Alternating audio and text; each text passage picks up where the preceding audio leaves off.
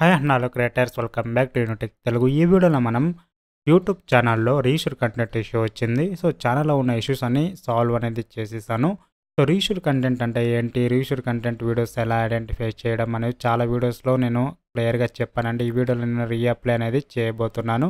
So మీకు reapply option enable అవ్వకపోతే 24 hours wait చేయండి, రీఅప్లై ఆప్షన్ ఎనేబుల్ అవుతుంది. సో మ్యాక్సిమం వచ్చేసి మీ వీడియోస్ ఉన్నట్టు చూసుకోండి.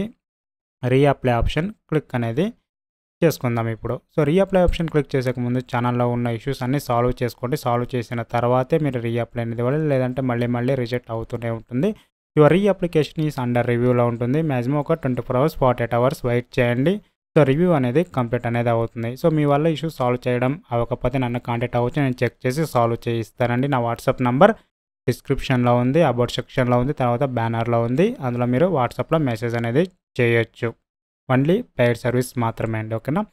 సో ఇప్పుడు చూడండి, మనకు పాపప్లో కంగ్రాచులేషన్స్ అని వచ్చేసింది. యువర్ యూట్యూబ్ పార్ట్నర్ ప్రోగ్రామ్, మీకు మానిటైజేషన్ అనేది వచ్చేసింది అనేది షో అనేది అవుతూ ఉంది. సో ఇప్పుడు మనం మానిటైజేషన్ రీఅప్లై చేసేసి మానిటైజేషన్ అనేది తీసుకోవచ్చాం. ఇప్పుడు చూసారు కదా. సో ఇప్పుడు మనం ఉన్న ఫీచర్స్ అన్ని ఎనేబుల్ అనేది చేసుకోవచ్చు.